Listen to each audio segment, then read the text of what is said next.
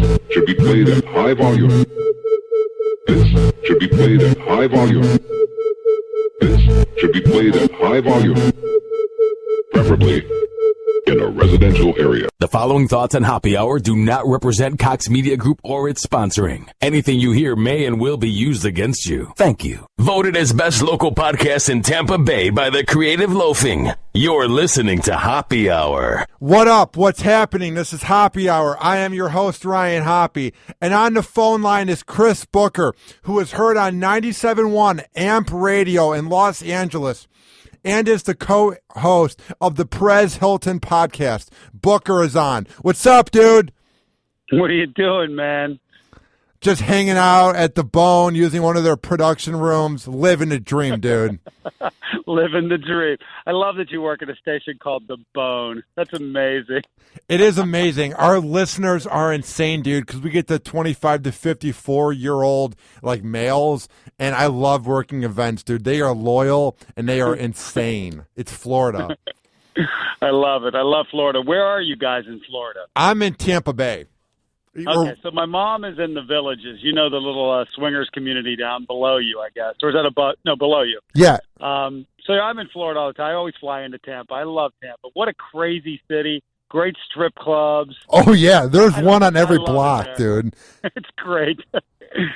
What's the craziest thing that's ever happened to you in Florida? Anything that you can recall? Crazy in Florida. I got picked up by a couple once, and they were in their 60s, and I was like, yeah, I don't think so. I don't think that's going to work out for you guys. But I'm trying to think of what else. There's some strip clubs I've hit. I don't know, man. I mean, damn, include Miami. I hung out with Scott Stapp, of all people, one night in Miami. We were at some crazy party.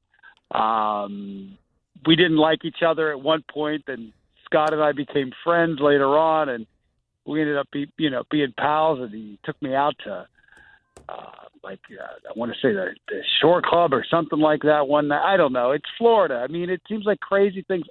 It's Vegas and Florida in this country. That's the two craziest places ever. Something always nuts happens in both, you know? What's it like when you're friends with the guy from Creed? Like, does it ever seem unreal, or do you get used to it? That's the weirdest thing. Now, first of all, I wouldn't say we're friends. We didn't like each other for the longest time because I used to make fun of his band on the radio, much like everybody else. But when I was working for TV Guide, I think, and they were promoting the movie Passions of the Christ, whatever the hell it's called, and they came to me, and it was during Grammy week. This must be 10 years ago. It was during Grammy week, and they were sending me all over town to do interviews and such. And they said, oh, you've got to go do an interview at some hotel, whatever, and it's with Scott Stapp. And I said, well, that's going to be a problem. Scott and I really don't get along. I said, he doesn't like me because I made fun of his band, but I wasn't really making fun of the band. I was just making fun of the fact that he said that he never heard of Pearl Jam, which I thought that was a joke. But whatever, long story short, I said I was cool as long as Scott was cool. I said, but don't not tell Scott that I'm going to be there because he doesn't like me. And they assured me that he said it was cool, and I went to the interview, and we just kind of laughed at each other. And it turns out he was a really fun guy. We ended up playing poker that night, and then he tried to coerce me to get on his plane, because this is back when he was flying planes everywhere. Yeah. Get on his plane and go down to Miami and party with him, and I had to work. It was like the Grammys or something. Excuse the ambulance. I'm outside in Los Angeles. It's like New York here all of a sudden. You never get an ambulance driving by unless you're in New York, but of course it happens the one time I'm on the phone outside in L.A. But Scott and me just end up being buddies, and we buddied up, and that was kind of really the end of our friendship, but that's one of my fun Florida stories. What's it like, though? Do you often get these people mad when you talk smack about famous people on air, or have you sort of toned back that act? Yeah, look, I was at a station much like yours at K-Rock in New York, and Howard Stern was our morning guy, and we all were kind of peckerheads. So I think back in the day, it was a different time. If things sucked, you kind of called them out on the air. Even if music sucked, you kind of called it out. You would call out people for being posers, or selling out. Selling out was a huge thing back in the 90s. If God, if you put your song in a commercial or something, you were considered a sellout. Whereas today, fast forward 2016, if you put out a song and it's not in a commercial, you're a loser. That's just the nature of the business end of the game now. So I don't know if I've softened up. I just think that things have changed and perceptions of what you do with your music and your art have changed. And I think that's out of the fact that music isn't being paid for anymore. It's free. People can get it on YouTube. They can get it anywhere. They can stream it online. So now these bands, in order to make music, they need the additional revenue stream of maybe selling their commercial to be in a car commercial, or their song to be in a car commercial or whatnot. So it's just a different kind of day, if you will. I think the other thing going back to radio is everybody is afraid to speak their mind because of this outrage we have in 2016 where words offend us. Don't you agree? Like, I think if Howard was 29 years old and beginning now in Hartford, Connecticut, I don't think it would work.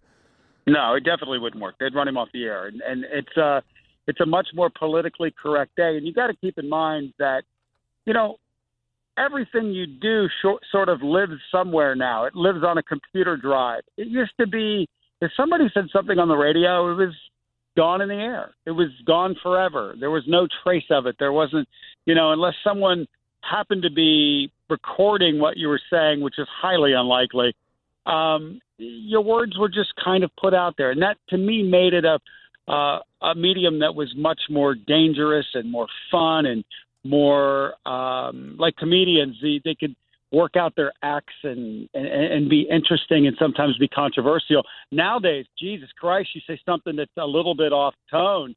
Oh, my God. It's like, that piece of audio, they run it forever. They take it out of context. They don't look at it as a joke, like everything's so literal.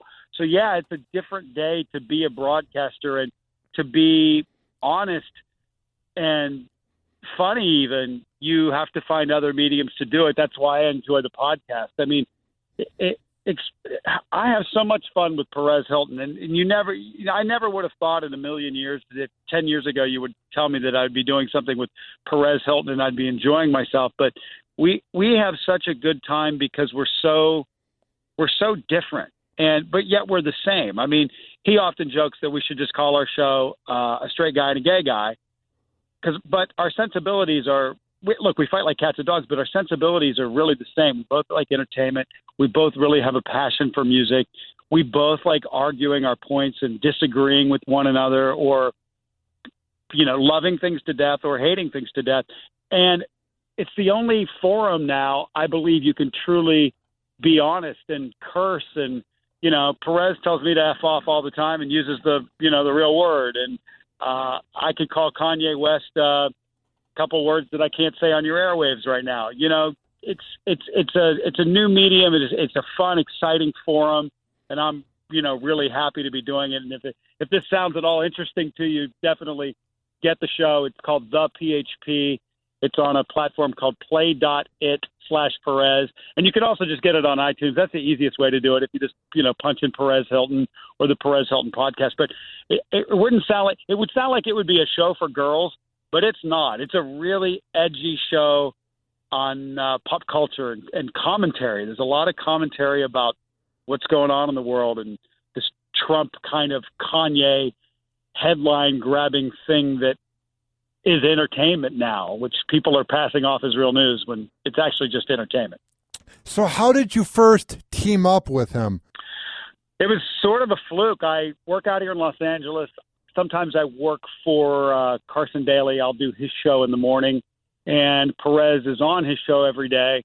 And Perez and I just kind of figured out we had really good chemistry together. We really got each other from the get-go, and it came up that he wanted to do a podcast, and the company, they were looking for girls to team him with, and he just kind of said, hey, I don't really want a girl. He goes, I got a guy in mind, Chris Booker. I think he would be kind of a cool person to do it with. We've got good chemistry on the radio. Let's try it.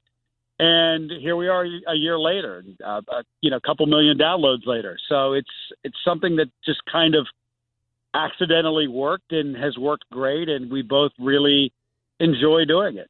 What are some of the best parts about working with him? Like, do you guys do the prep right before the show, or do you guys do it like a week ahead? Like, how does the prep work? It's a weekly show, so basically we're accumulating stories throughout the week. I lead the show, but I let him lead the conversation of the topic. So if I feel like he's exhausted a topic, I'll move him on to the next topic. But he's generally in charge of the content of the show. I'm in charge of the direction of the show and the ultimate editing of the show. I'm kind of the quarterback. He's kind of the greatest running back, wide receiver that you could have, because he's so full of opinions and commentary, and we really enjoy one another's commentary and opinions.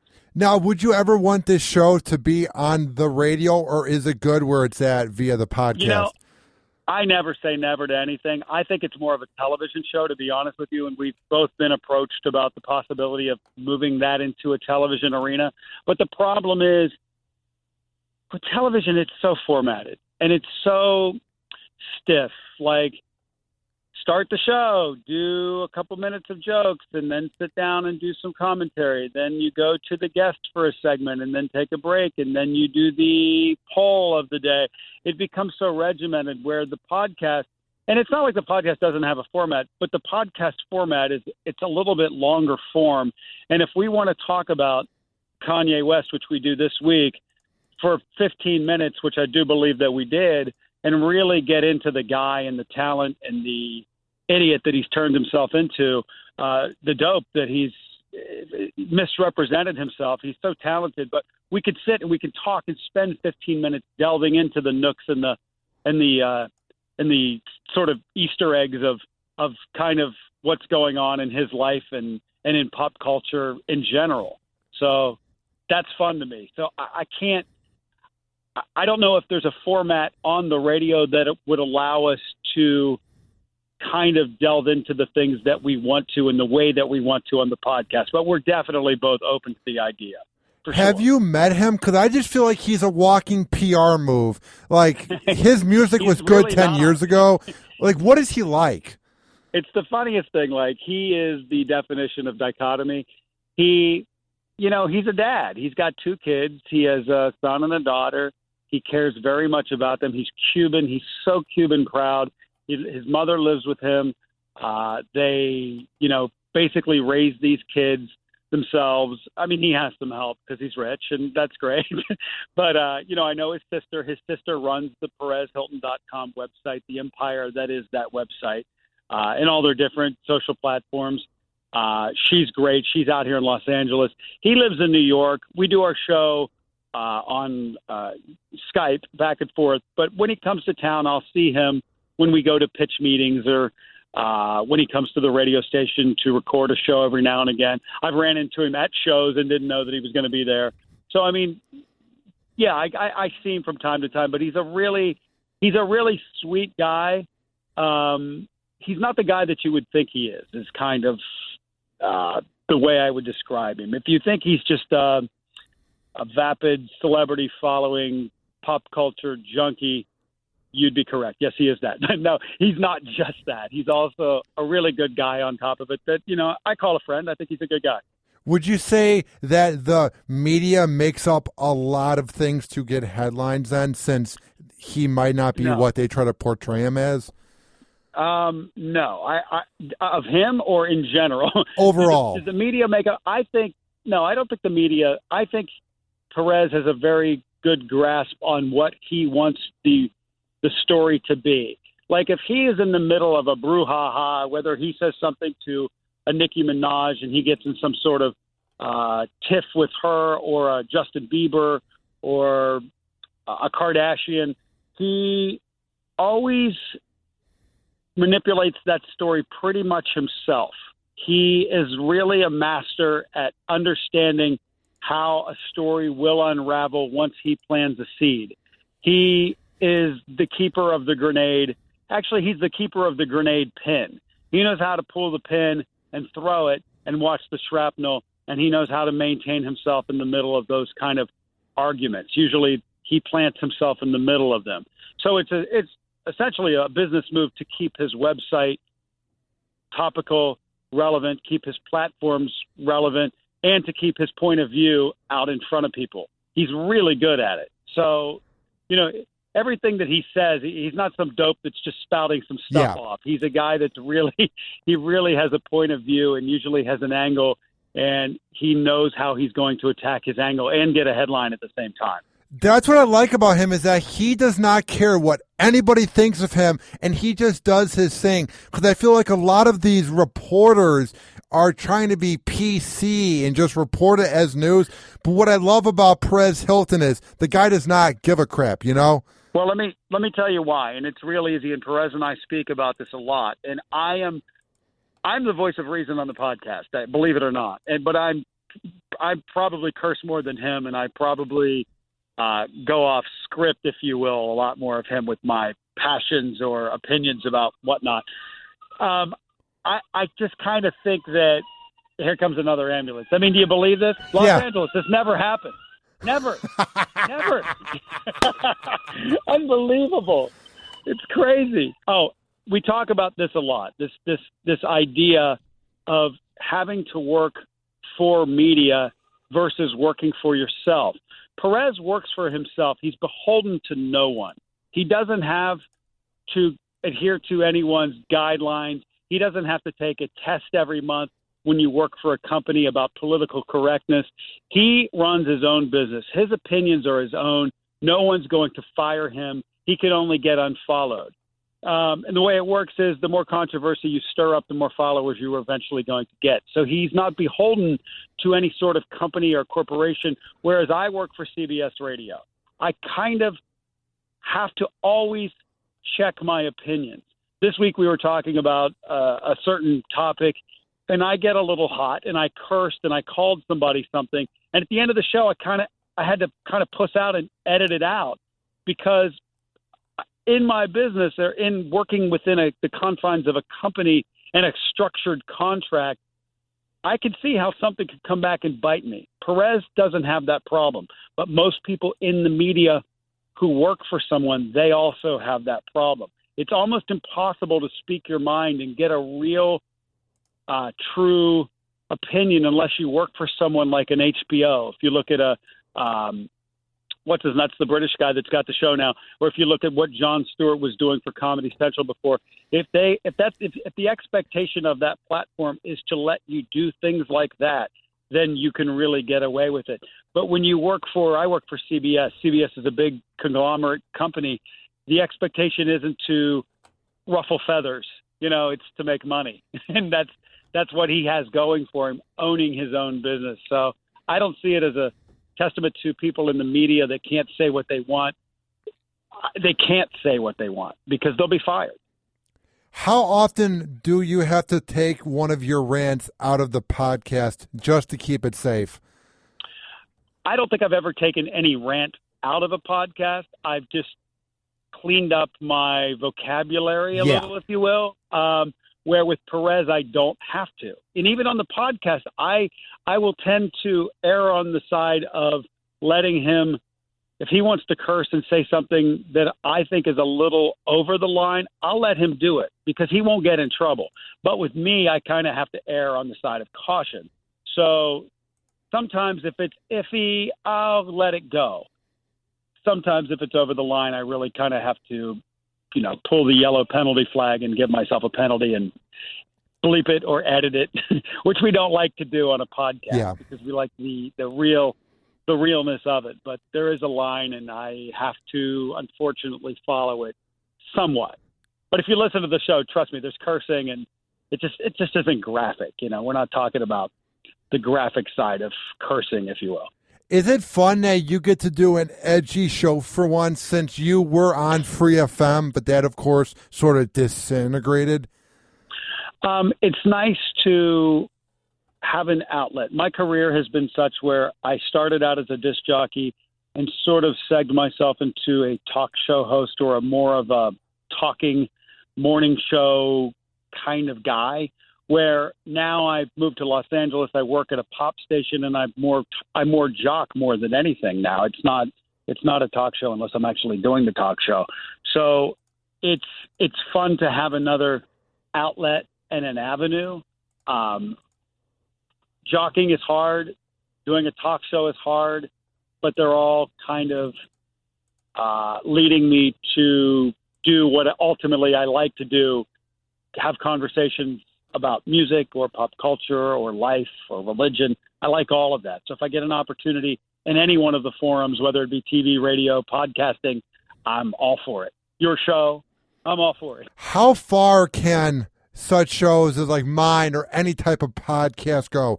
Do you think it's the future of radio, or do you think radio will catch on? Because the next 10 years will be very unique to see. You know what I mean? It depends, where. I think radio is going to be more of a national platform just because of dollars and cents. It costs a lot of money to run a radio station. There's towers and engineers and equipment and buildings and rent and parking and insurance and this and that and the other thing.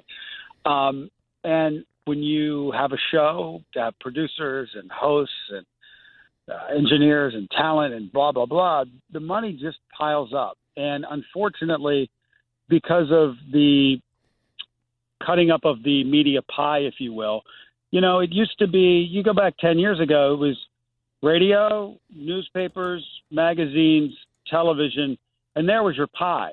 Everybody, if there's, 4 people at dinner, you all got a nice big piece of pie.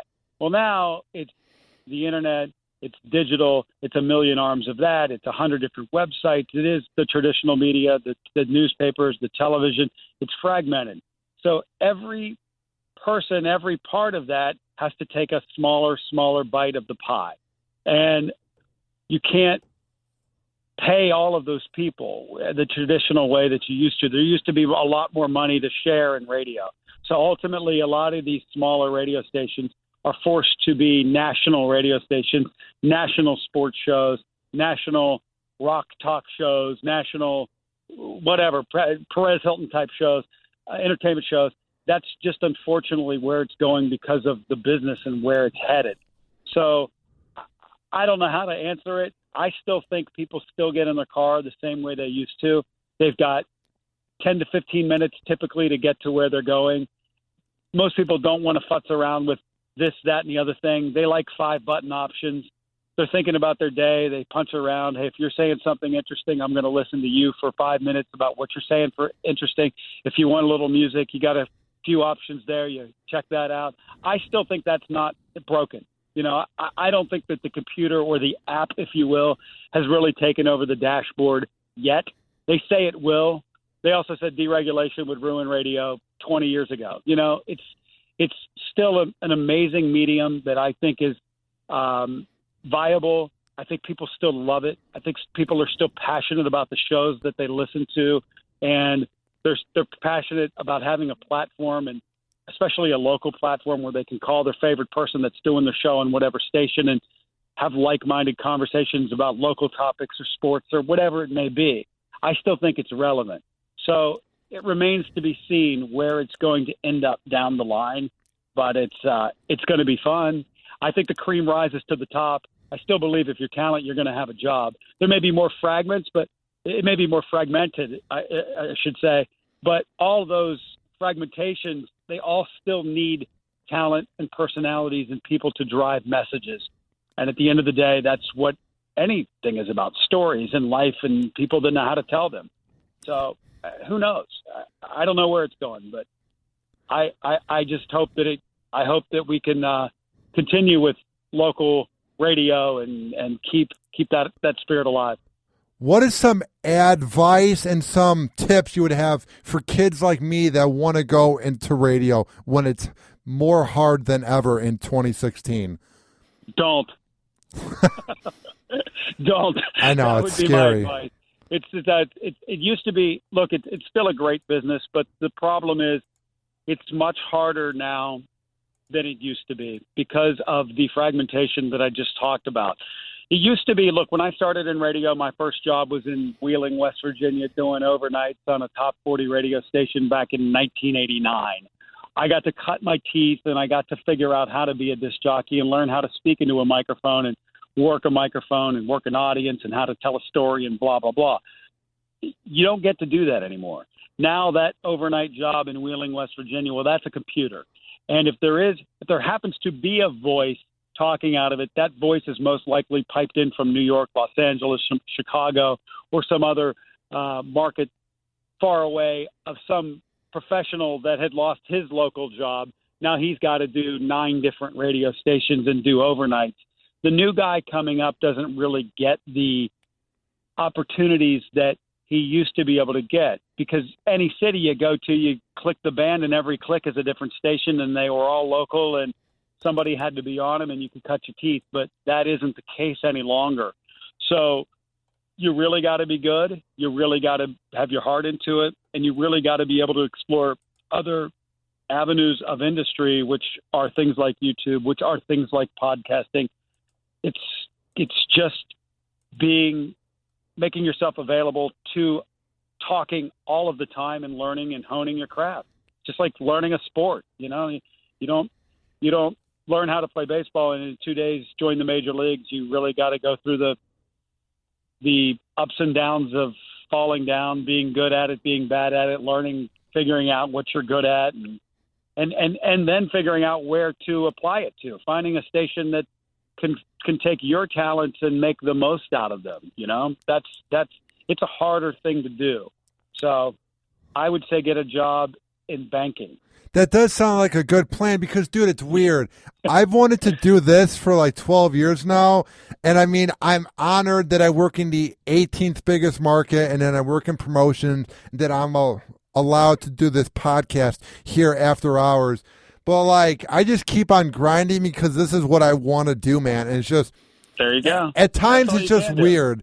It's just weird to like think about the chance you have of like getting a show. Like, I'm so focused on like getting one that nobody's going to get in my way. But at times you just get a bit disgruntled and annoyed. You know what I mean? Well, look, I've been doing this for 26 years. I'm disgruntled every goddamn day. That's what I'm saying. That will never leave your belly if you care about something, and that's how you should feel. That's it. That's how you should feel. You should feel like I could always be better. I could always be doing more. And as long as you have that attitude, I think you'll be fine. Now, when was there a time that you thought you might want to give up on radio, and then how did you re-find your passion? I don't know if there was ever a time I wanted to get up on radio. There was only one time that I was ever off of the radio, and that was when I was doing television. I had a job that I was just traveling around too much when I worked for Entertainment Tonight, I believe. And there were, maybe a few months there when I wasn't on the radio. But I always have seen myself as a radio guy, and the older I get, the more passionate about radio I've become. So I've always been a radio guy, and I've seen myself in other avenues, whether it be TV or internet or streaming something, whatever, but that's my bread and butter. It's what I do. It's what I love. It's what I know. I can't imagine doing anything else. So look, it's been the greatest times have been when I got fired. That's the best. When I have a non-compete and they pay me for a year for sitting around. In hindsight, I wish I would have taken more of that time and went on vacation and went to Italy or something, because you tend to stay at home thinking, I got to get back into the game tomorrow. I got to do it. But it is nice having a constant month off to clear your head a little bit and maybe fall back in love with missing being a broadcaster. Now, what is your key to not like being a person who like burns out? Because, dude, I'm doing this podcast every day. I have a second job, and then I work in promotions.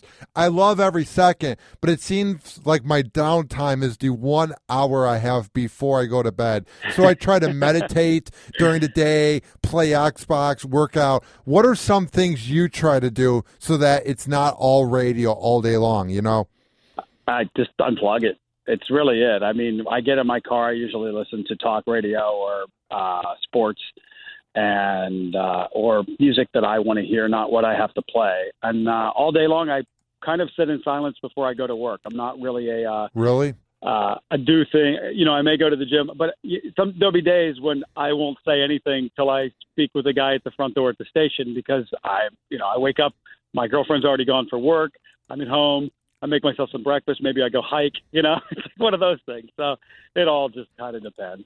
I never thought about that. I might have to try that because then you're just listening to your brain, because I feel like at times we wake up and we want to get the day going and we put way too much pressure on ourselves when we should just relax, Yeah.